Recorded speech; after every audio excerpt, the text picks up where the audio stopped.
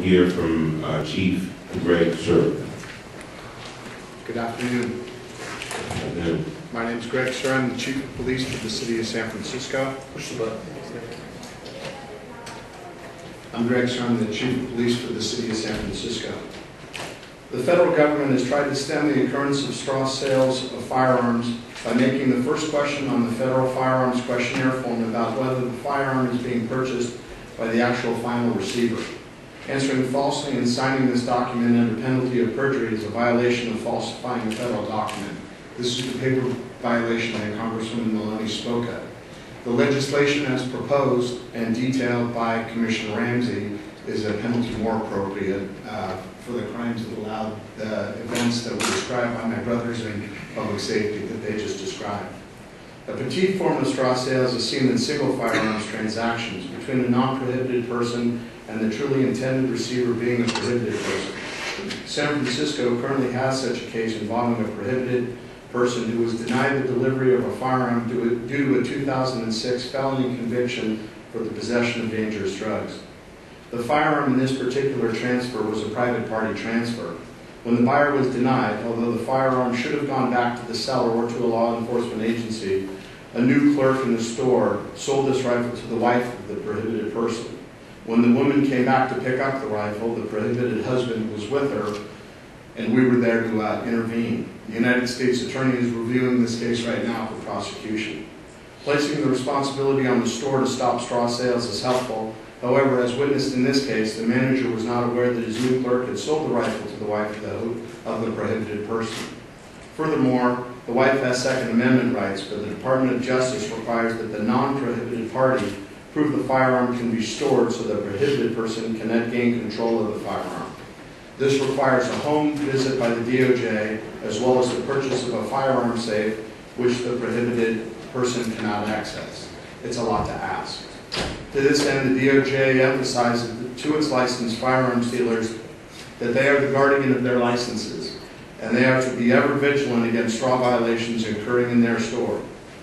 On a larger scale, local law enforcement agencies in the Bay Area have seen an increase in the past few years of larger, more organized operations of straw sales. These involve suspects who illegally buy guns in another state and bring them back into California, a state with some of the toughest gun laws in this country for future customers. This is also referred to as gun running. From 2004 to 2008, the California Department of Justice identified and arrested numerous suspects going to gun shows in Reno, Nevada, right next door, to purchase firearms from residents of Nevada. The weapons were then transported across state lines into California. The gun runners who are arrested by the DOJ commonly have a Nevada identification and easily purchase firearms at any Reno or Las Vegas gun show or firearm dealers.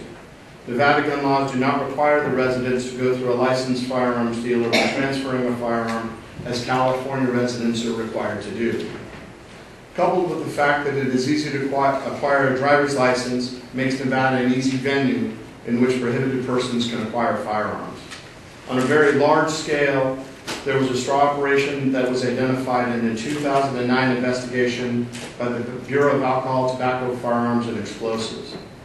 The focus was on a prohibited person in Vallejo, California, who was using his girlfriend's relatives in Georgia to straw purchase over 125 firearms, which were then shipped to California and sold to prohibited customers. To date, local law enforcement in the area has recovered 65 of these 125 straw purchase firearms. The San Francisco Police Department has recovered 9 of the 65 recovered firearms, many during probation searches and the investigations of gang cases. One gun was recovered in a car which was parked next to a homicide scene in our Bayview district. Tremendously sadly, another firearm illegally purchased by this group is linked to the 2011 killing of Vallejo police officer James Capu. Officer James Capu leaves a wife, 3 daughters, and was well regarded in his community. He was a foster parent, a coach, and a high school basketball team. Were that gun not sold in a straw sale, Officer Capu would be alive today. A Bureau of Alcohol, Tobacco, Firearm, and Explosive source advised that high-point pistols were the ones most commonly straw purchased in the aforementioned case. These handguns commonly retail for $300 to $400. The Alcohol, Tobacco, and Firearms Source advised that the suspects in the aforementioned case commonly charge their prohibited customers $900 for each pistol.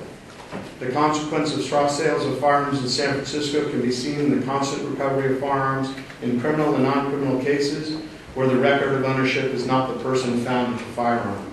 The genesis of firearms illicit travel could have occurred in a theft.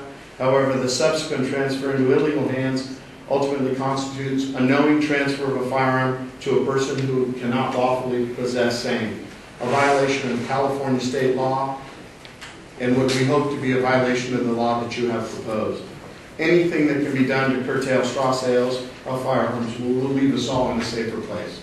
I thank you for your time today and strongly urge you to pass this legislation. Thank you very much. Now we'll